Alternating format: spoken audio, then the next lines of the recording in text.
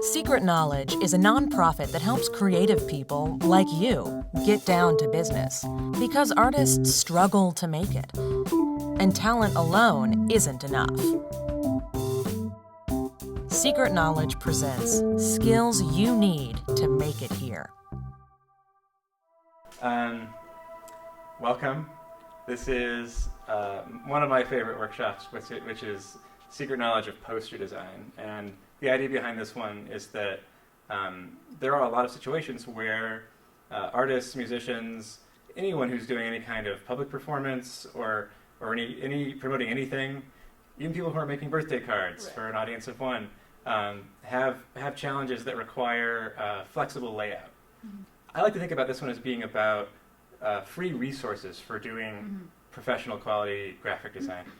And so I'm going to present some places you can go on the internet to get some great graphics and great color schemes you can work with. Oh, cool. Oh yeah, no, useful stuff. Even if you're not going to end up using the open source software that gets covered later in the workshop, the part that's about like where do you go to get things when you're working on a project is priceless. The software we're going to present during the software portion of this is called Scribus. I'm actually told it's pronounced Scribus, but I'm going to call it Scribus because I like to say it that way. Okay. And it's free, it's open source. That means that you don't have to pay for it. So I'm not going to start there with Scribus. Let's start by looking at some of the places I get resources from, just because that's good stuff. OpenClipArt.org is a place where designers, people who do illustration, digital illustration, post the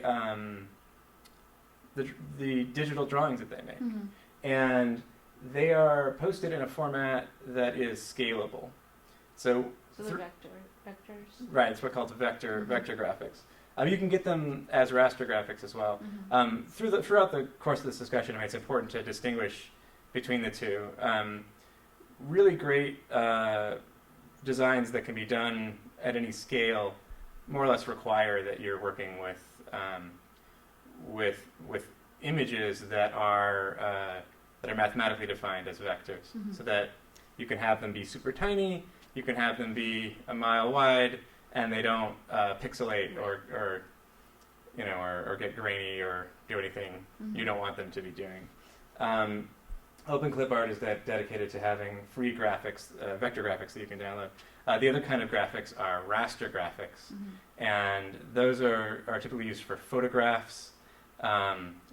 Many people who are designing posters and they're beginning at it are very often working with raster graphics. I'm not saying don't use them.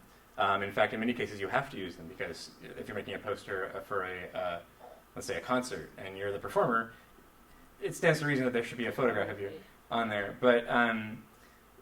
But be careful to make sure that you're using a high enough resolution image of yourself that when it gets printed, if it's going to be a printed thing, that it still looks good. The beauty of working with vector graphics is, of course, you don't need to worry about that. One of the big mistakes that people make is trying to create a professional-looking layout using exclusively raster graphics, images and other drawings that are digitized in that manner, and not paying attention to the resolution, and they end up with a pixelated final result.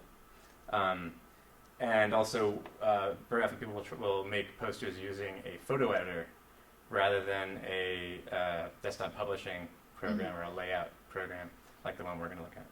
So let's look at some vectors.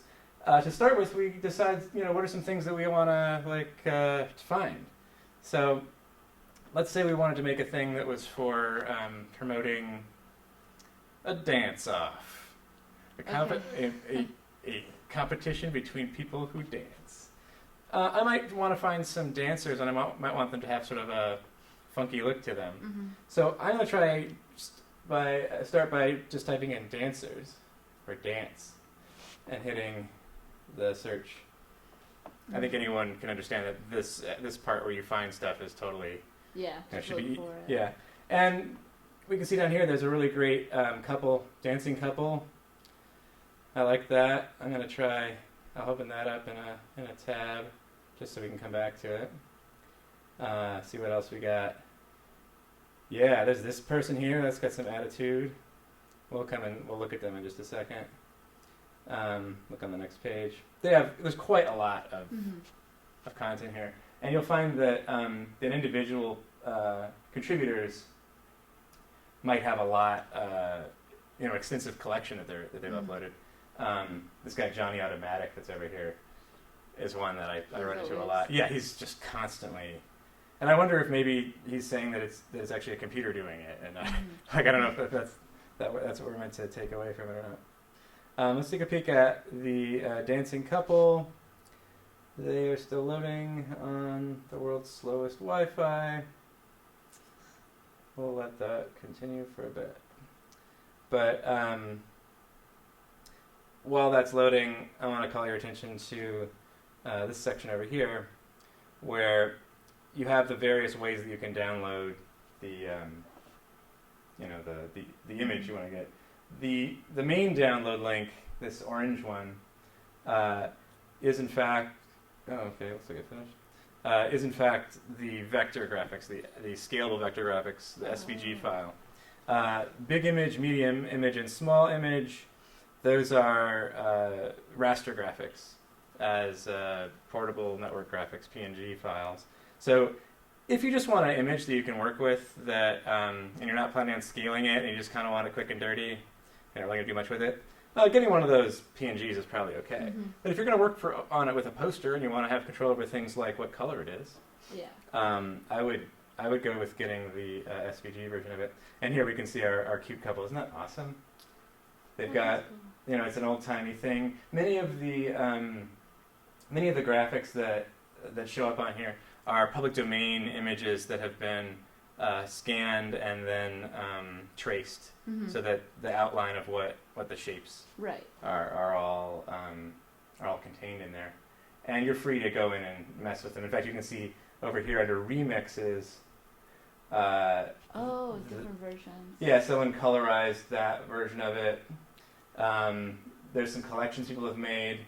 This person made a collection called Retro Black and White Comic Style, which we can go and explore that. I mean, if you're actually trying to get a poster done, I don't recommend diving too deeply into it without some kind of a goal, because gathering materials together can take up all of your energy. But as you can see, the collections do help. Like this TV cartoon malfunctions, it looks just splendid. And a little TV cartoon TV. Very old-timey things. Oh, a policeman.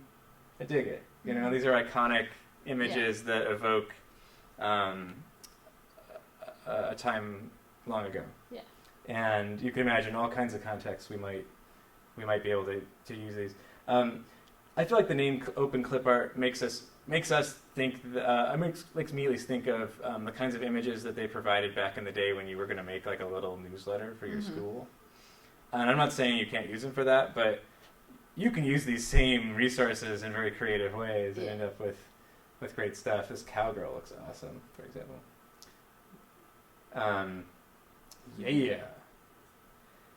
Yeah, let's get her. All right, let's download that cowgirl. Okay. Save linked file as. Call it cowgirl. Save that. So we have that one. So we'll get a few more. That dancing couple, we never actually downloaded them. Let's get them. Go. Download linked file. It's getting that. That boy dancing, look at him. Yeah, he's serious. He's got a serious look to him. I like it. Let's get it. Download linked file. And you can get all kinds of great stuff this way. So a good resource for if you don't yourself draw, if you need resources, or even if you like to cobble together images that have other elements in them, I highly recommend it. OpenClipArt.org. The other site that I'm really keen on is one called Color Lovers. Sounds like the website for me. Yeah, right? Color Lovers is great. Color is spelled the way the British spell it, with a U. Color Lovers.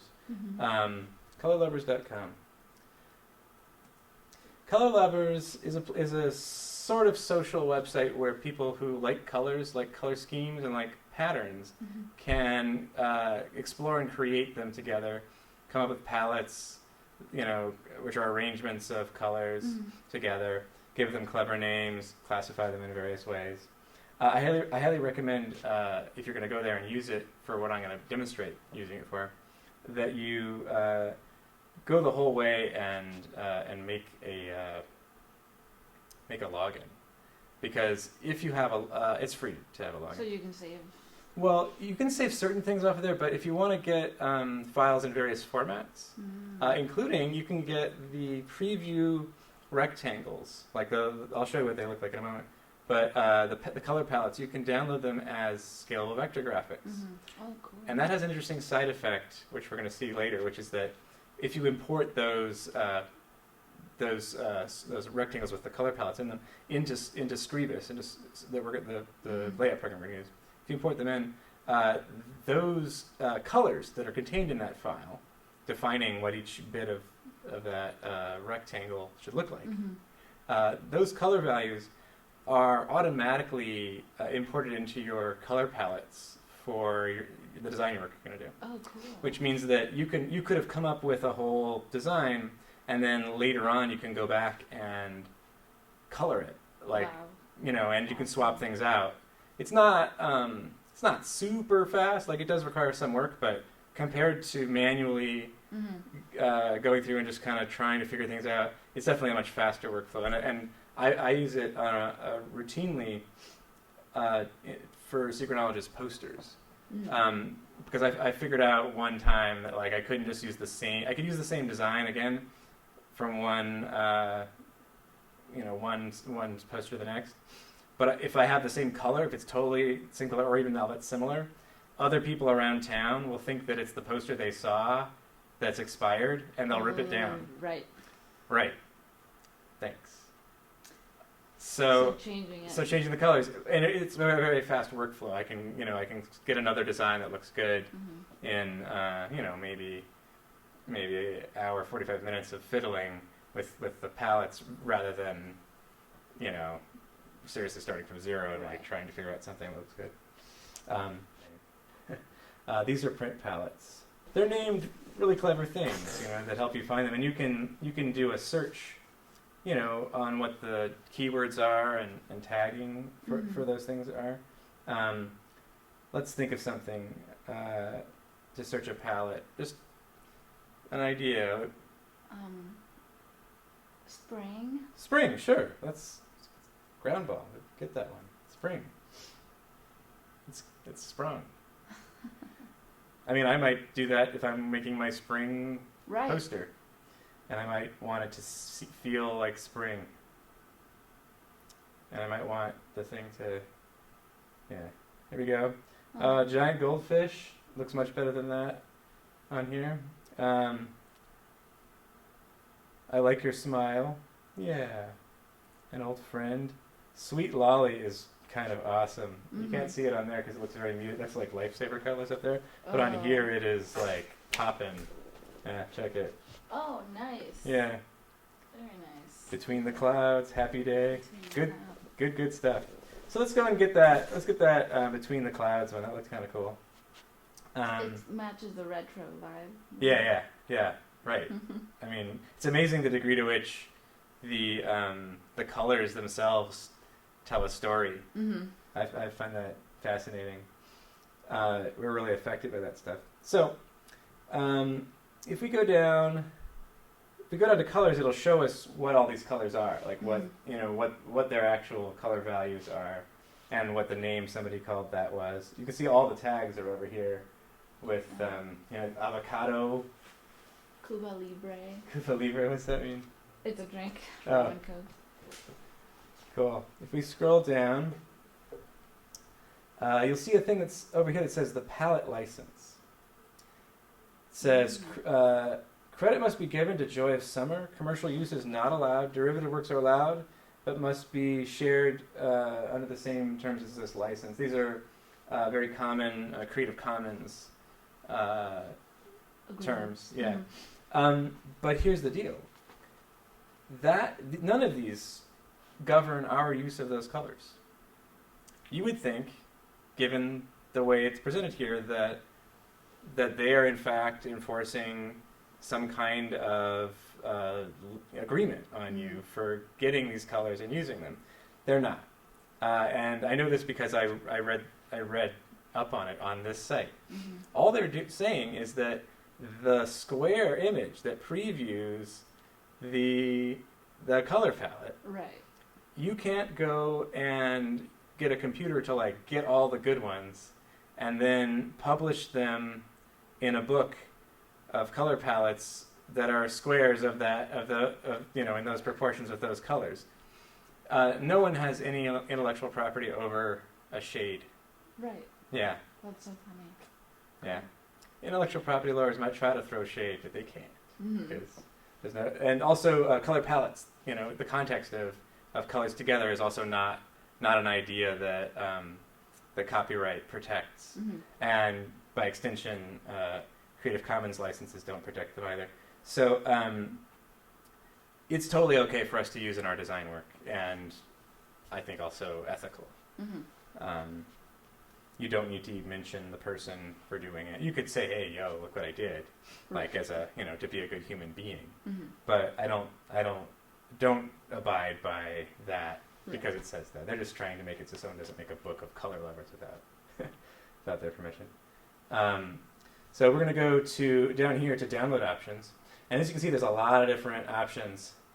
You can get HTML, which is if you wanted to get the values for designing a web page. It's the way to get it. If you wanted to get a Adobe Illustrator, they have that for right here, the AI. SVG is what we're going to use because we're doing open source stuff. SVG is for open source stuff? No, SVG. I'm saying SVG is it's not a proprietary format. It's not specific to Adobe or some other thing. It's an open format that is used all around for scalable vector graphics, and it happens that that Scribus is totally down with that. I think Scribus can get a bunch of other stuff too, but SVG is one that I know it behaves well doing. Is CS for Photoshop? Probably.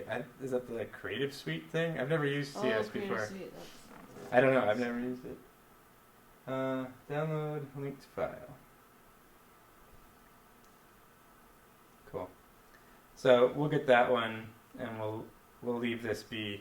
Those are like my two favorite things, and you can get by real well on just those two things. And another one, if you wanted to do a similar thing to open clip art, but actually get raster graphics, you can do a search on Creative Commons licensed images, but you need to make sure that you're following what they say. Those things about can you do a derivative work? Can you do a commercial use if you're using it to make do something that's not just for your own edification? But the stuff that's on Open Clip Art is all kosher as far as that stuff goes. Now that we've gone through and looked at great resources for color and for getting scalable graphics, let's look at how we can tie those together into a basic poster design. We're going to look at Scribus. I typically will include instructions along with this video, like with a link for how you install it, because that's kind of a separate exercise. But my one thing that I want to tell you about is that unlike most software that we get where you can just download it or install it and that's all there is to it, it just goes. Scribus has a helper program that does a lot of the work of making images display and making PDFs, being able to create PDFs. So you got to make sure you have that as well. And the instructions that the Scribus people provide let you know that. It's called Ghostscript. Okay. You can think of it as like a library of functions that Scribus needs. And so one way that you know that that's the problem you're having is if you've got the program going and you're having a really hard time making making images show up if they just end up looking like a box that has just a red, very Right. thin X through it.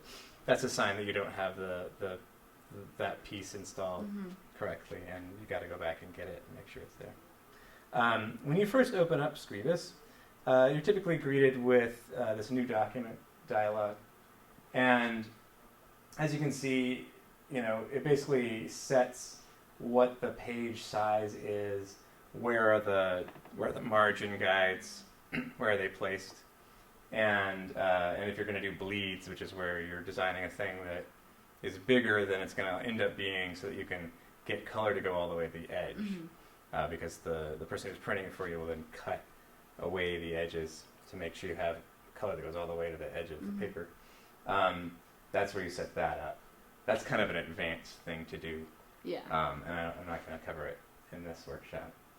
But suffice to say that anything you set in here, you can go back later and change. So if you make a choice that something's going to be, I have my default set to Ledger, which is 11 by 17 paper. That's a nice poster size. It's just like standard poster size. But when you first get into the program, a lot of the defaults are actually British defaults. So like I think it's like A whatever it is. Oh, right. The A4. A4 is letter size, right? Well, no, I think it's actually a little different than letter. Oh. I think that it's metric. Gotcha. Right. So if you're doing stuff in the United States and you don't want to have to get special paper, you should probably go in and eventually change some of the preferences. Yeah. I have a whole screencast about preferences that I don't think I'm going to reproduce here because it's utterly boring. But it's really useful, like to go in and make those changes, and so I do recommend viewing that screencast. That's the very first part of the original version of this workshop, Gotcha. and it's only maybe 5 minutes long. But basically, what I do in it is I go through and create a subset of the fonts that are listed, things like that. Change some of the behavior of how the image windows work. And it's worth going through and doing. But if you just want to get started, I wouldn't go with that first. Right. That's just my nuanced way of doing it. Well, we're making a poster. This looks fine to me. I'll say OK. It'll make a new document. I also have the options up here. If I've got a template I'm working from, of making a new one from a template, of opening an existing document that I previously constructed, or a recent document that's within the memory of that program. If I'm going back to work on something. We are presently zoomed in 100%. The idea being that were my screen configured correctly, that I could actually depend on the size of things I'm looking at being correct to the real world. Okay. Now, that's not going to be true unless you do a thing about it. Oh, If you go into gotcha. preferences, there's a little ruler, and you can hit a ruler and put it up against it, Wow. and literally adjust it so that it is the right thing. I can show you that just briefly. Going to preferences here, and then going to I think it's under display, if I'm not mistaken. You can see here, Oh, I see. just the display, Wow. drag the ruler below the slider, and you literally take your actual ruler. It says in the help that place a ruler against your screen and drag the slider, so that it sets the zoom level that's the correct Just 100%. And all it's doing is making it so that the zoom level that is called 100% corresponds to a real world life. measurement. That's kind of a cool thing to do. Yeah. Also, if you're just finding that you don't want that for some reason, you can do a weird thing to it, I guess. Yeah. It's actually setting the resolution of the default thing. I'm going to say cancel. If I said apply, that would be a way of making a change happen without leaving the dialog. OK would make the change happen while leaving the dialog. Defaults would reset it to whatever the defaults had been. I'm leaving it be. This internal rectangle here that has a blue outline is the margin that I've set. It's a guideline. I don't believe that it doesn't actually remove anything from the final result. Something that does remove image, or graphics from the final result is if stuff happens outside of the red line, which is the border of the physical document. So a thing you can do, for example, would be if I wanted to start bringing in some images, say get vector file, import get vector file, and I go to my downloads where I got that stuff in my own computer. Here we go. We've got our dancing couple right here. If you recall them. When you begin the process of importing it, your cursor is going to look like this thing. I'm not sure what that is meant to represent. It's like add a thing inside of it, I guess is what you have in hieroglyphics of computers or the whole thing. But basically, it's letting you know that you can click somewhere and then it'll add the thing. So a person who's first starting out bringing in a vector graphic might say, "Oh, I'm opening this thing in here. How come it's not showing up?" Mm-hmm. Well, you have to click, and then you have to kind of see where it ended up. Oh. Sometimes they'll be ginormous, and you'll have to scale them down. But here we go. This is the man and the woman, and a star that they come with. Mm-hmm. That's kind of cool. And so one thing I could do, for example, would be to make them appear partly off of the page. You see? Mm-hmm. And if let's say I'll duplicate them so that we have this example of things on and off the page and being partially cut off. Mm-hmm. If I then go File,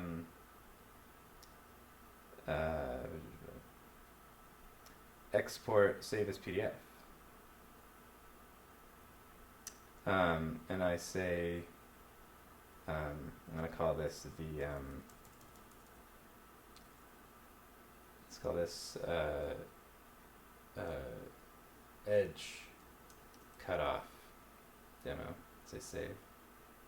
It's generating a portable document format, easy, digital print basically of the thing, so we can see what have we made, and you see, right. We have the very edge of this document, just the portions that are beyond the red line are showing up, and the other portions are down below. It's a long document. We can zoom out on it, see the whole thing. So that's kind of cool. It means that if you really want to have a thing that's kind of like not all on the page, you have the ability to create a thing that does that. That's convenient. You can think of it kind of like you're taking a picture of what's there. Mm-hmm. And like your camera frames it up. Yeah. So that's cool stuff. The main thing with doing layout programs, and the thing that distinguishes them from photo editors, and also on the other end from word processors, which are the two most commonly used types of tools that people use to create posters, and their results end up looking less professional because they're using these tools that are not meant for for this job. Examples of word processors that people might use, like Microsoft Word or OpenOffice or LibreOffice or Google Docs. And yes, you can make a simple sign that says, I'll return at noon. Mm-hmm. That sure, but you're not going to be able to very flexibly change how all of the letters and everything are spaced and where they go. And I mean, you do have some control over that, but it's not nearly as fine as you do in a desktop publishing program. Mm-hmm. In the case of a photo editor, because those are really designed to edit the pixels of an image, rather than work with processing either processing words the way a word processor would, or with doing typography the way a desktop publishing program like Screpus is. You tend to run into problems there too, like, I guess this word kind of needs to go here, and those tools are not really meant to allow you to fudge and move things and squish stuff the way you might want to. So this is definitely a much better option for that. A quick tour of the main tools that I use on here. They all hang out up here towards the top, and I'll do a little zoom in on them as I want to do. So ordinarily when you're working with stuff, you have this, the arrow tool, which is like your little selector. You can use it to select things. You can use it to drag the sizing of boxes, including boxes that hold text or boxes that might hold an image. Mhm. And it's like a good all-around tool for moving stuff around. You have next to it this, which is the text box creating tool. This is for when you want to, just anywhere you like, you can drag and create a little box shape. Mhm. At least that's the initial shape of it, that you can then type into Mhm. or edit in other ways. And that's for getting any kind of text, Mhm. including titles or anything like that. So let's start with doing that one, just real quick. Make a box. You see it's outlined in red. The simplest way to edit it, not the way I ordinarily do it, but like the most direct way, is just to Mhm. double click in the middle of it. Right. And I can say dance off tonight, exclamation point.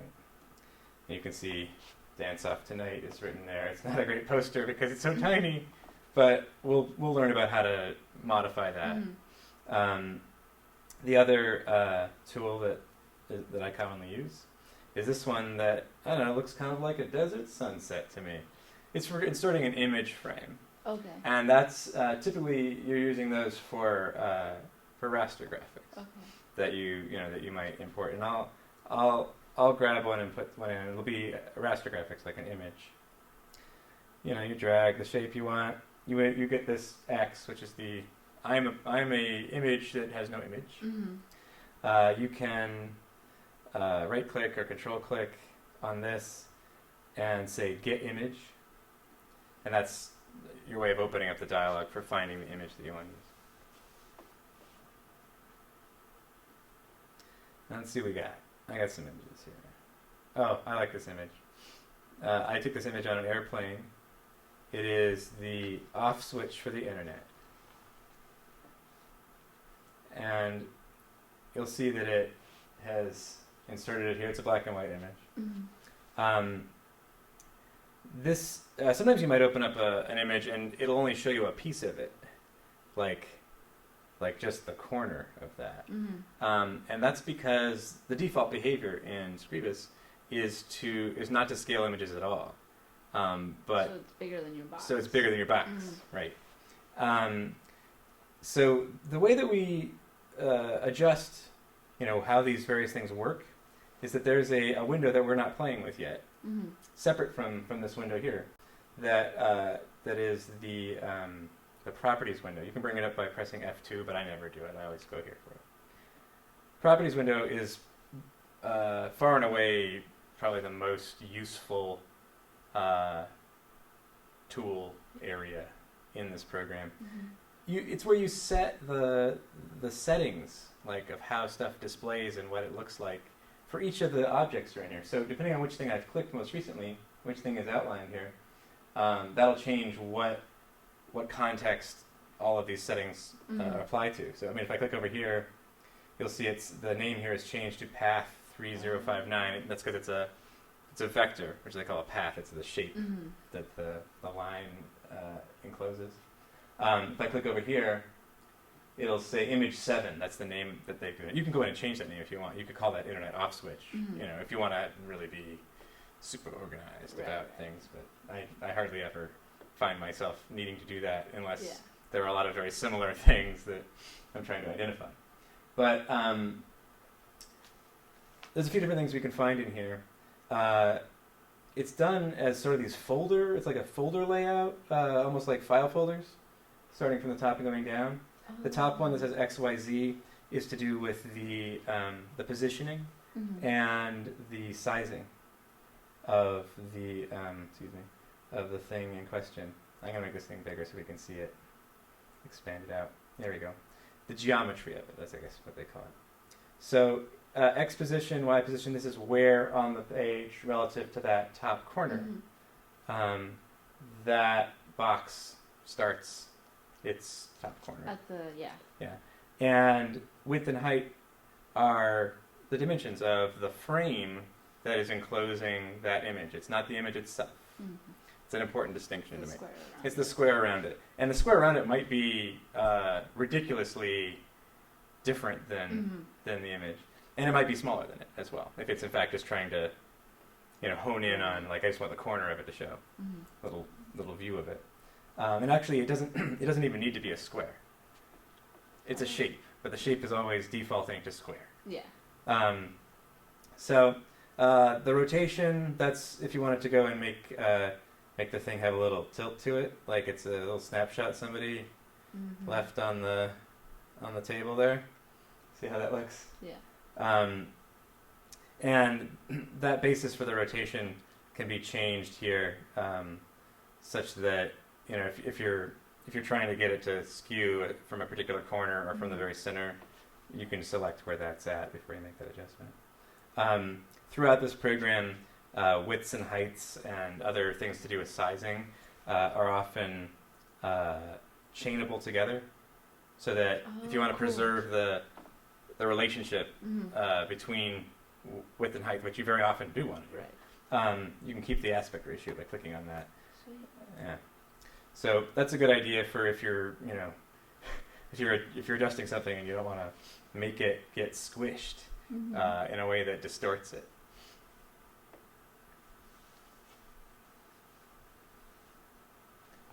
So that's all of that so far has all been in the geometry section, the XYZ. I think actually XYZ is the name of the tab. Geometry is the subheading of the thing below name, I guess. Some other things that show up here, though, that are good to know about. Level down here. It's within, assuming everything's just on one layer, which we'll go over in a moment. Assuming they're all on one layer, which often isn't a good idea, but let's say they are. Level determines who's on top, who shows Okay. through. So I can put things on top of other things without having them be utterly separate. It's a simple way to change the stacking, and we can take a look at that actually. Let's go with this this image. We'll put it over here. You can see it's obscuring those people that are dancing. We can't see them except for where they peek out behind the image. You can see them through the frame though, because the frame isn't actually colored. It doesn't have a color to it. It's possible to give the frame a color, or to give the border of it a line. A stroke. Hmm? Yeah. So, but let's having set that there, we'll go and select it again, and let's go through and just play with the level here. I could do it slowly for demonstration purposes, clicking these down so that it eventually goes so that this level setting here is less than the level setting of the people that are dancing. Or I can just click this one that's got the line out to make it go all the way. All the way to the bottom. But let's go slow just so we see what happens. That's one click. You see the numbers going down. Two. Ooh, that's neat. Different behavior though. You see how the vector graphic in front, you can still see bits of the image behind it. You can make that out. Noticing the guy, here, I can move this thing around. You can kind of see it, that that they're moving that way. Oops. So that's because these vector graphics are only defining the black that's on there, allowing you to put other colors behind them if you want, and it'll show through. Whereas the image here, it's clear on the frame that exceeds where the image is, but the image itself is opaque. Solid thing. Cool. So level's an important thing. Shape. Shape is a way for any of these objects on here for you to define literally what their shape is. It's great for if you want to change the shape of a block of text. Instead of making it a block, you could make it have a curve to it or things like that. One of the really cool things about that shape editing is that every object has kind of two levels of shape.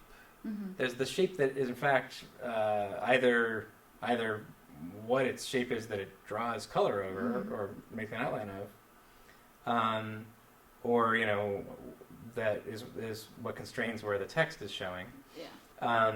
or what the image is showing through. All of that. And then there's this other thing, which is about how does this object affect text, insofar as causing that text to wrap, to get out of the way of that image. There's a thing called the contour line, which is a really useful one, and you can edit it separate from the from that other shape part. And I'll show that happening in a second.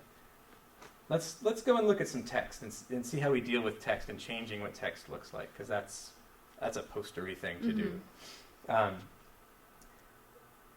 If we select this text that we have here, this thing that says "Dance Off Tonight," the whole shebang, the frame, and we go down in this properties for that one to text, we are confronted with settings for how that text is rendered and what it looks like. This is our font, which we can select other fonts if we so choose, to make change what that lettering looks like.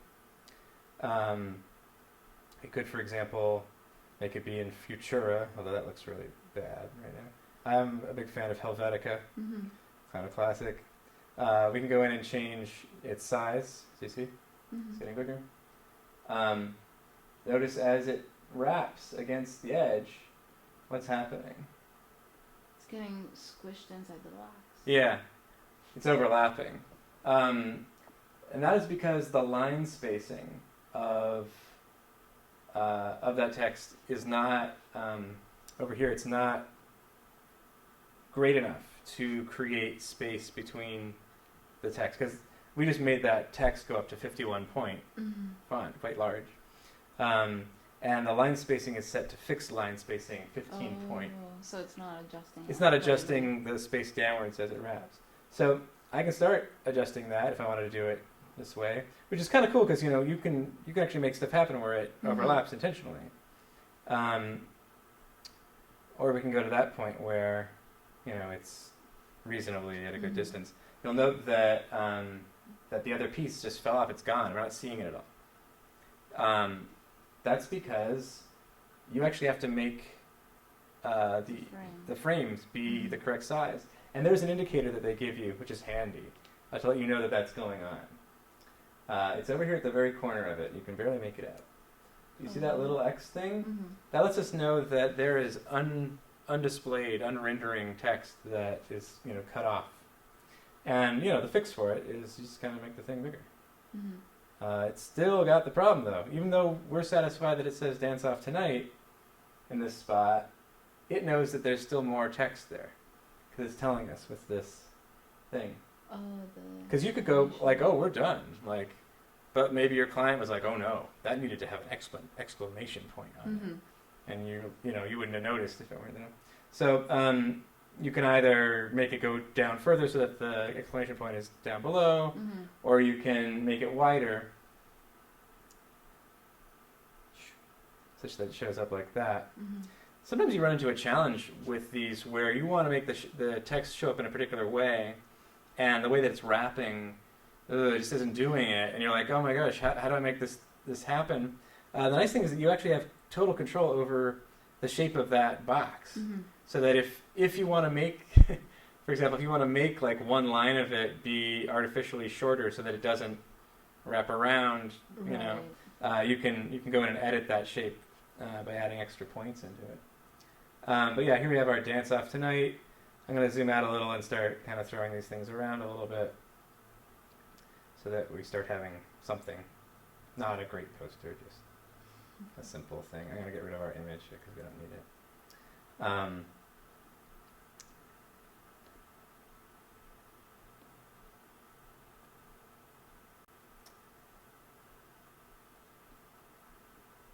And let's look at text again. There are other settings. I mean, you can change this to being automatic line spacing, which is a good way if you're just kind of going quick and you want to get it to be something reasonable. It's not usually the thing you actually ultimately are going to want, but it allows me to make this quite large so that we have a big old thing here. We are capable of editing the settings at a finer degree level than whole blocks all being the same font settings. If we double click within the box, we start seeing this cursor here, which is the same cursor we've been using for editing it Yeah. in the past. Well, we can go through and highlight a portion of the text and apply to that its own settings. And you can see Right. the other bits. You know, we can visually kind of go, oh, that looks okay. Or say this one's going to be like that. Right. You know, some such thing. Such that we've got kind of an interesting looking thing now. We might up here say, oh, well, let's change some of these other properties because text has so much to it. We've only been looking at the basic things like font and font size. There, of course, are all of the justification, you know, whether it's centered, whether it's made to expand to a column length. That's all right here, these alignments right below. Oh, cool. Color style, color and effects allow you to change what colors things are, and including what shades, and you can put in things like drop shadows if you wanted to, making this one be, you know, a little lighter thing. You can't really make it out because there's nothing behind it. But if you were to have a color. If you were to have a color behind it, you would definitely see it. Furthermore, there are other things like doing all caps. You can have that happen automatically Oh, with this large K here. cool. These are like the cool. This is where all the cool stuff is. All caps, small caps, which is where Yeah, that's a pretty useful one. like that one. You can of course reverse things if for some reason you're going to do Wow. that. And of course we can change the colors. That didn't actually change the color. Why? Oh yeah, it did. It was selected still. I couldn't see it. And that kind of helps to set it off Yeah. considerably as well. So one thing to keep in mind with the colors of text, text has its own spot for where the color of it is set, and it's in the text section. It's not if we wanted to go in and change the color of the box that's containing it, such It's that in another place. that's a different spot. Furthermore, what the color of the outline of the border is and what style that is also in a different spot. And let's look at that spot because we might as well learn it. We might as well meet it. That's down here under colors. And the key thing to pay attention to within colors are these two. There's two settings of colors, the line color and the fill color. Fill color is if you're doing it with a box or shape, it's what the inside of it, all the background of it looks like. The line color is typically it's just the outline of the box or other shape. In the case of a vector, though, it'll actually be the outline of the shape. Yeah. And it could be quite complex and not seem box-like in any way. It's been a problem for me. Has it? Past. Well, let's pick something really bad looking here, just because here we are. Let's say there's not a lot of colors to choose from in this moment. Let's say that we're making the background be rich black, but have it not be 100% rich black, but like kind of a shade of gray. Transparent. Yeah. And you can see it makes a square where there's not enough space from the top. Yeah. There are ways to fix that. If this is the way you're going to be making color happen, you could also just make a shape that goes behind it that's in the right spot. But if you're working quick and this is the way you're going back up to text and looking at column and text distances, you can go in and edit the top to make it be, have a little space at that top. And you see up here that a line has been introduced to our interface, the way we're seeing it, that indicates that margin is being created there. That's to help us, see it. Yeah. You can turn it off so it doesn't mess with your eye as you're designing things, but it's a good way of knowing that that's happening, particularly as you're getting it set up. If we go through, we can go through and do the same thing for the left side, giving that a little bit of an offset as well, so that we end up with something that looks pretty good. If we wanted to see this thing without any of the weird guidelines and stuff, so we can see, a preview of it. It's fairly easy to do I think if you do, what is this? Preview mode here. Just this eyeball down at the bottom. Yeah. And that's nice because it looks like the document's going to look. And, if you're concerned about other people being able to see it, you can look at different kinds of color blindness and what they're going to see it like. Oh, what? Yeah. That's so funny. Yeah, it's like really bright red for these people. And then full color blindness, it's just grays. But really useful to have that as an option, particularly as you're designing, for people who come from a lot of different backgrounds. So yeah, Dance Off Tonight. Cool. We have that thing. Let's start playing around a little bit with those color things that we got. So in order to do that workflow I described earlier, where you get your colors from Color Lovers and you get them to come into here, it's very easy. All you do is you go up to File and you say Import and say Get Vector File. And you go and find wherever you saved those vectors. Because the vectors are just these squares you made. These are old ones I got called Hippie Van. What was the one we got? Was it called Between the Clouds? Is that it? I thought it was, yes, Between the Clouds. Cool. We'll get that. Go OK. And again, we're greeted with this nothing happening thing. That's okay. We'll go put it down over on the side here. And we can put it off the page, kind of out of our way, just so that we can see, what we're dealing with. It's we've really just brought it in for the side effect of having that show up in our color choices. Right. So if I go and select one of these vectors, the people dancing, and I go down to colors, I can now go and see that there's this whole section here from this particular SVG, and it gives, I believe it's a hex number that's the color value of it. Right. Wow. So just because it's now in the file, yeah, it's showing up here. The color thing picks up all the available colors in the file? Yeah. Yeah, it needs it in order to display it. That's so cool. Like that's part of what's in that file. And actually, SVGs are cool because they're actually human readable. You can actually look at them and see them defining all of the shapes and colors in them. Oh, wow. So, you can even go in with a text editor if you know what you're doing, and make changes to the text file. Wow. It's nice. It's a nice open way of doing things. So as we have these things that say they're from the SVG, if I go and select one of them, you'll see that you can't tell on there, but on here, that I'll do it with a more obvious color. That the color of those people has changed. Oh, wow. It's not really green though; it's this pretty light blue. Mm-hmm.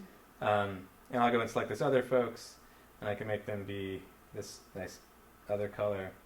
I'll go in and select this, and instead of having it be the rich black, I can go in and make it be, a nice color that we defined down there, and I can go into the text itself, and under where to go? Under colors, I can go in and find colors for these as well. Excuse me, that's not correct. This is what I wanted. Dance Off Tonight. For that, and for this one, some contrasting color. That one, for example.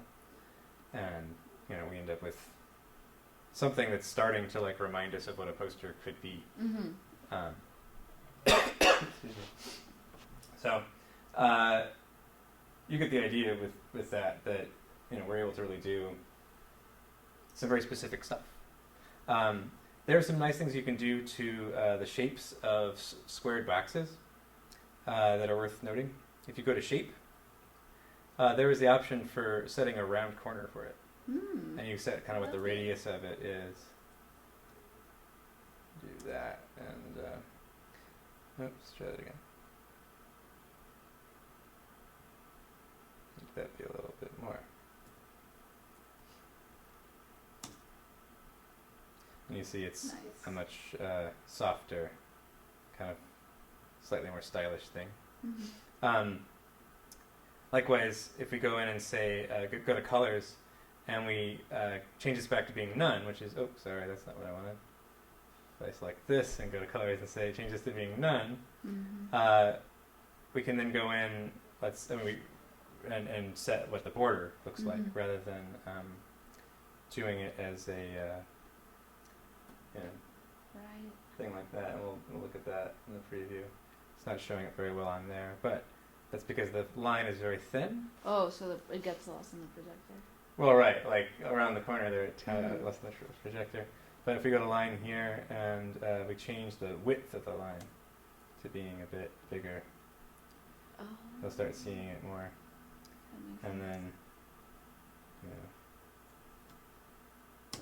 there, it's a sizable dance off tonight thing.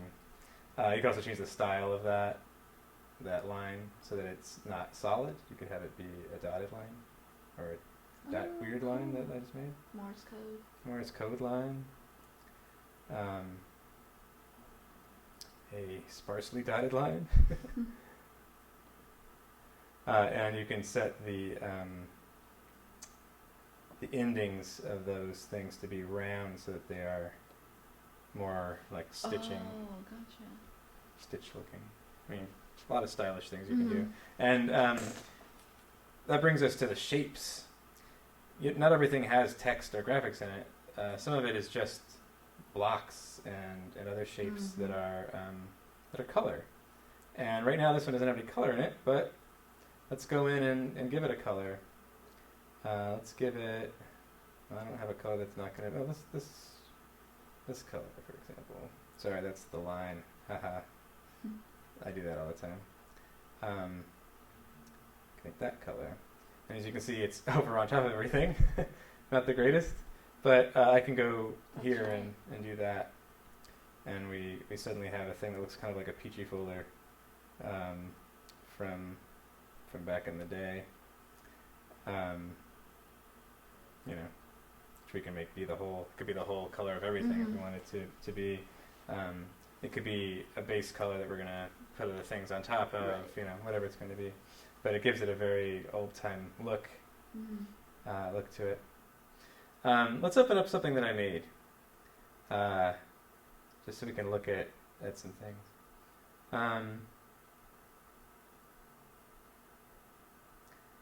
Let's look at the Dracula band poster that I made. This is the original Dracula band poster that I made for Nice. for Secret Knowledge Poster Design, the original screencast. It's funny. It's like the original screencast recording, like it's a musical. Mr. Dracula's Funky Phantom Band, At Last a Vampire Band That Doesn't Suck, The Villager Voice, Friday, June 4th, 10 p.m., $5, Ella's Enjoyment Bar, and I have this nice vector of a lady playing the bassoon who looks like she could totally be a vampire. Yeah, totally. Yeah, I think what I was inspired by. And dissecting this, I'm pretty sure what we got here is a text block that's been made black. Back here we've got, that's her. Over here we have a thing I can't click on because it is on a different layer. Oh. So let's view our layers. If we go to Windows, and we say layers, we'll bring up the little layers thing that shows us what layers we have. Oh, cool. I have two layers on this. I've got the fore and the background. When you start off, you always have a background layer. That's what you're working on by default. But the foreground is a layer I added, and it protects having things in separate layers. In a way, kind of protects other work you're doing, so that you can click around and you don't need to worry about things like you tried to click on that thing, but that other thing's in front of it. I forgot. Right. Like having things that are in the foreground be on a separate layer makes that much simpler. There's some nice little check boxes you can use here. The one that looks like a blue eyeball, It's visible. Yeah. that's visibility. So I can make the foreground disappear. We just have a little border, a little black border. Oh, that's the only thing. Yeah, it's the only thing within the background. Yeah. I mean, we could put a bunch of junk back there if you want. Maybe we will. Background disappearing. You see, it changes it a lot. Did I have that there? But you can imagine it would be a real pain to have a very large background rectangle Mm-hmm. that's taking up the whole page that that you don't want to move. You don't want to have it move, but you do have other stuff you're trying to place on it because you would keep Yeah. accidentally clicking on it, and it would just slow you down. Yeah. So that's why you separate those things out. Some things that are happening here. Do you see how this is laying out? This is a text box here. You see how it's Yeah. outlined? It goes all the way across that lady's face. Right. But we're seeing it studiously avoiding her bassoon. Mm-hmm. One thing is that there are settings you can do on images and shapes that determine what happens to text when the text is coincident with it, when it would normally overlap with it. And that's if you go to shape. This one, it's disabled because we're not looking at an image, we're looking at text. But this one, we have a thing that says use contour line. Use contour line. You have disabled, you have use frame shape, you have use bounding box, use image clip path. So use frame shape is like, don't let the text go into the frame. Mm-hmm. If I did that, and let's do it, you'll see the layout gets really nasty looking. Use frame shape. Oh, cool. Right? Use bounding box, also not good. Use contour line, hiya. Wow. Look at that good poster. That is So, so cool. Isn't that great? So all that's required for that to, for you to be able to enjoy posters that seem to practically lay themselves out Mm-hmm. is to go in, select a big graphic that you want to have, be prominent, Mm-hmm. and go in and say edit shape. Edit the shape of the frame. And then, see right now you can see that the shape of the frame is actually The square. this square. Not helpful. We don't want to change that, though. There's another thing we want to change. If we go down to this very sort of unassuming little checkbox that says edit contour line, down here, Mm-hmm. edit contour line, it activates the contour line editing mode, which is the same editing you do here, only it doesn't affect anything you see visually other than how the text is behaving. Let's see what I had done in the past. Look at that. Oh. Yeah, it's a secret.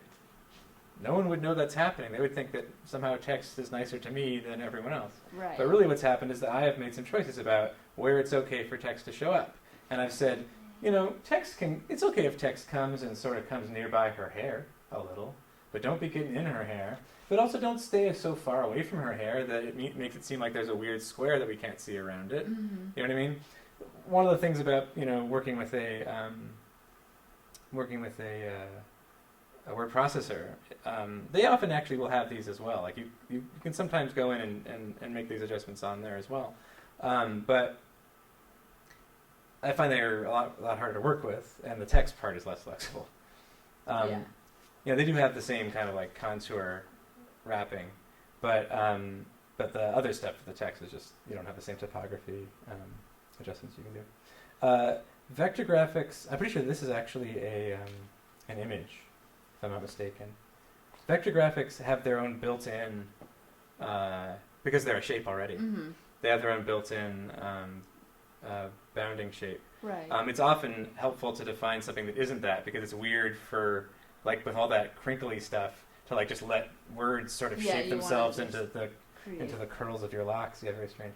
Anyway, so you're able to go through and edit that by manipulating the nodes, adding. You can just drag them and move them. Well, you would normally want to add a few in Mm-hmm. Okay. so that you can you can get something that can move. Mm-hmm. I mean, we can go in and look at that one and like see what I did.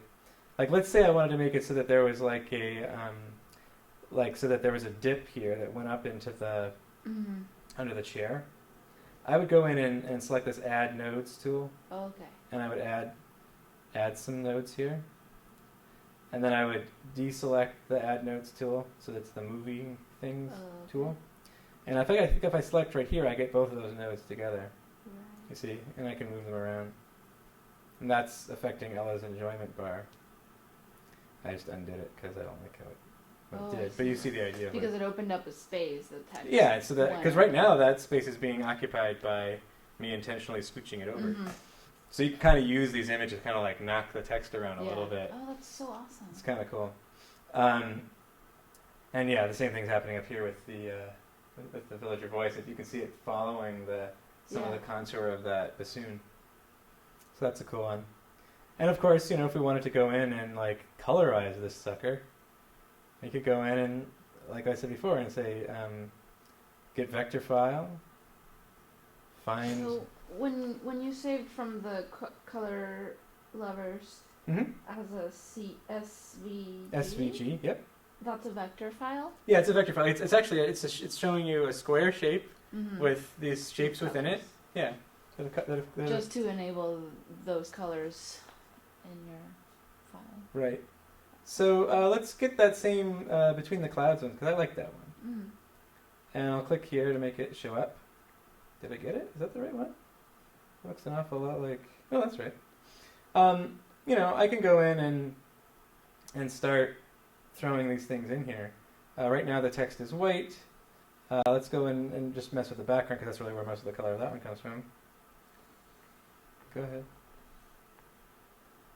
For this one, this is an image, so I can't change its color using the color dialog. Oh, right. But there is a thing I can do to it. If I go to image and I say image effects, I can throw a colorizing cast on it, which will allow me to throw some colors into it if I wanted to.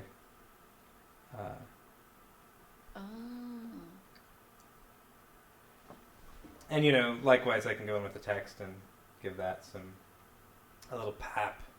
I have to go to text to change the color of text, and maybe I'm making that into that softer, like that softer color that it says. You can't see it on here, but here it looks really nice. I mean, that's actually enough to get you doing a poster, but let me show you a couple things. One is grouping. Sometimes you want to be able to treat a whole section of the work you've done as one thing that you can move around and not mess things up. An example here is that I might want to connect all of this writing and the lady together. So that they all move as a Right, because maybe I need to redesign it, like a different shape. But like I want that part to be the same. If I go on there and I say edit, I always do this with a key command. Apple G, Command G, group. You can see they're all one thing now. I can move them around. I can even go, my other favorite thing is to do Apple D, or Command D, which is duplicate. It's going to take it a moment. And I have two of them. Okay. And the other nice thing you can do is you can ungroup things. Like having selected a group of them, if you do Apple Shift G, or you do item ungroup, it'll return them to being individual things. And you can group and group and group. It doesn't forget. I mean, those groups are nested. And SVG files are very often made up of grouped things. In fact, I wouldn't be surprised if this is not a group. Let's find out. Yeah, it gives me the option, ungroup. And you can see the individual pieces. So, I mean, if I wanted to make some kind of Art Deco thing out of them, or like mod-looking thing. Or even just rearrange them. Or even just rearrange them. Or just throw them in the background, for example. That might not be a bad thing to have. Remember how we said the background was kind of plain? Well, let's zoom out a little and make that be the background. We'll go into layers. I'm going to leave the background we have. I'm going to add a layer that's in between. So to do that, I press this plus button. I press it again, apparently. New layer is created. We're going to call this stylish stuff. And I'm going to move it downward so that it is between the foreground and the background. I'm going to return to the foreground because I need to get the stuff. And it's all hanging out here. So I'm going to select these guys. And I'm going to... Oops, that didn't work. Try again. I'm going to select these guys. I'm going to say item send to layer. Move that to stylish stuff. These are now on stylish stuff. I can't touch them. because I Oh, don't have that's your- stylish stuff selected. Now I have stylish stuff selected, I can touch them. And I'm now, I'm free to go through and place these wherever I see fitting into my super stylish poster that I have now constructed. Ooh, that looks cool. I know, doesn't it? I just decided that would be a thing we would do. It was not like I didn't have that like in my back pocket. But we were looking at this. Oop, that's the same color as that one, so you Yeah. have to be careful. Wow, that's totally a cool idea. I know, isn't it? Just like a thing you can do. And let's go back to here. Sorry, not with that. Let's go back to the foreground, and let's grab the whole content of that and go Control G, grouping it, so that I can put them back where they belong, which is over here. I need to go back to stylish stuff and make this guy can't be an element because it's already an element. Yeah. So get rid of that. Move this so it's off the page. Excuse me, that's in foreground. Set it there. And let's just see what our thing looks like. We'll say export, save as PDF. And I haven't checked to see if it's okay, but it's probably gonna be pretty spiffy looking. I'm thinking. This part, the pre-flight verifier, will let you know if there's weird stuff going on. It'll often give you little warning messages if you have stuff that isn't on the page. Oh, You can ignore that though. It's okay. Just ignore gonna let you errors. know. And we'll change this to being on the just in documents. Actually, that's where it was already. But we'll call this redo 2 and go OK. We'll save. We'll see what the resulting Cool. funky. I mean, it's even funkier of a Phantom band now that we have good colors. Color tiles. I didn't change the color of the Friday, June 4th part. It's still black.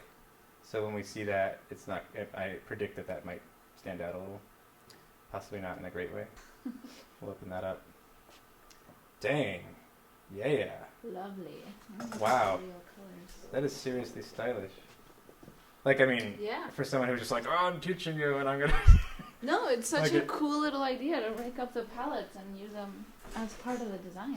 Right. I mean, we could just as easily have decided that, we wanted little star things that we're doing here. Right. But, this was just the thing we had at hand. Cool. Great. Nice. Well, I hope you find it helpful. Yeah, totally.